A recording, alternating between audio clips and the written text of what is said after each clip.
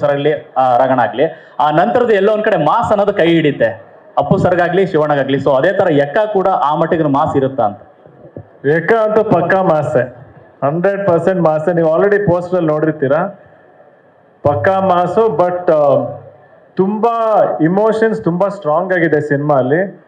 Basically ಏನಂದ್ರೆ ಪರಿಸ್ಥಿತಿ ಒಬ್ಬ ಮನುಷ್ಯನ ಹೇಗ್ ಬದಲಾಯಿಸ್ಬೋದು ಅಥವಾ ಹೇಗ್ ಬಿಹೇವ್ ಮಾಡಿಸುತ್ತೆ ಅನ್ನೋದು ಅಲ್ಲಿಂದ ಮಾಸ್ ಹುಟ್ಕೊಂಡ್ಬರುತ್ತೆ. ಸೊ ಅದೇ ಮೇನ್ ಈ ಸಿನಿಮಾದು. ನಿಮ್ಮ ಹೀರೋ ಕೈಗೆ ಮಚ್ಕೊಟ್ಟಿದ್ದೀರಾ, ನಿಮಗೆ ಎಷ್ಟು ಜವಾಬ್ದಾರಿ ಇದೆ ಮತ್ತು ನಮ್ಮ ಹೀರೋ ಸಾಹೇಬ್ರಿಗೆ ಎಷ್ಟು ಹೆವಿ ಅನಿಸ್ಬೋದು ಇದು ಅಂತ? ಇದು ಮಚ್ಚಲ್ಲ, ಅದು ಆಕ್ಚುಲಿ ಈ ಮಟನ್ ನೇತಾಕೋ ಅಂತ ಒಂದು ಇದು ಅದು. ಸೊ ಅದನ್ನ ಹೇಳದ್ಬಿಟ್ಟು ಹಿಡ್ಕೊಂಡಿರ್ತಾರೆ ಅವರು ಅನ್ನೋದು ಫಸ್ಟ್ ಥಿಂಗ್. ಅಂಡ್ ಆ ಇದು ಅಂಡ್ ಓಮ್ಗೂ ಅಥವಾ ವಂಶಿಗೂ ದಯವಿಟ್ಟು ರಿಲೇಟ್ ಮಾಡ್ಕೊಳ್ಳೋದೇ ಬೇಡ. ಬಿಕಾಸ್ ಅದಾಗಲೇ ನೀವು ಹೇಳ್ದಂಗೆ ಒಂದು ಟ್ರಾವೆಲ್ ಆಗಿತ್ತು, ಶಿವಣ್ಣ ಅವ್ರದ್ದು ಆಗಲಿ ಅಪ್ಪು ಸರ್ದಾಗಲಿ. ಇದು ಒಂದು ಮಾಸ್ ಎಲಿಮೆಂಟ್ನ ತೋರ್ಸೋದ್ರ ಜೊತೆಗೆ ಒಂದು ಕಂಟೆಂಟು ಇದೆ ಅದರಲ್ಲಿ. ಅಂಡ್ ಅಂದ್ರೆ ನೀವು ಕರೆಕ್ಟಾಗಿ ಆ ಪೋಸ್ಟ್ ಅಬ್ಸರ್ವ್ ಮಾಡಿದ್ರೆ ಎಲ್ಲೋ ಕಾರ್ನಲ್ಲಿ ಒಂದು ಟೆಡಿ ಬೇರು ಬಿದ್ದಿದೆ. So there is a story, ಅದರಲ್ಲೇ ಒಂದು ಕಥೆ ಇದೆ.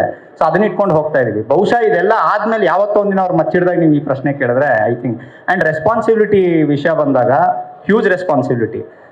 ಒಂದು ಫ್ಯಾಮಿಲಿ ನಾವು ಕ್ಯಾರಿ ಫಾರ್ವರ್ಡ್ ಮಾಡ್ತಾ ಇದೀವಿ, ಒಂದದು. ಇನ್ನೊಂದು 3 ಜನ ಪ್ರೊಡ್ಯೂಸರ್ಸ್. ಸೊ ಡೆಫಿನೆಟ್ಲಿ ರೆಸ್ಪಾನ್ಸಿಬಿಲಿಟಿ ಜಾಸ್ತಿ ಇದೆ. And it is a very easy responsibility because ಅವ್ರು ನನಗೆ ಅಷ್ಟು ಚೆನ್ನಾಗಿ ನೋಡ್ಕೋತಿದ್ದಾರೆ. ಮನೆಯಲ್ಲಿ ಹೆಂಗೆ ಕೆಲಸ ಮಾಡ್ತಿರ್ತೀವೋ ಆ ರೀತಿ ಒಂದು ವಾತಾವರಣ ಸೃಷ್ಟಿಯಾಗಿದೆ.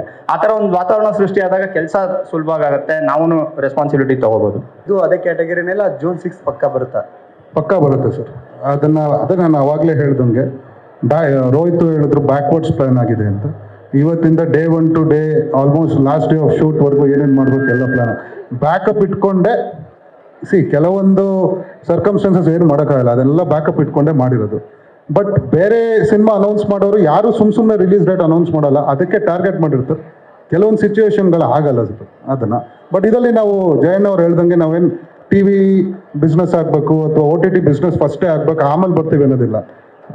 ಡನ್ ಫಾರ್ ದಿ ಥಿಯೇಟರೇ ನಮ್ಮ ಫಸ್ಟ್ ರೆವೆನ್ಯೂ ಇದನ್ನು, ಅದಂತೂ ಗ್ಯಾರಂಟಿ.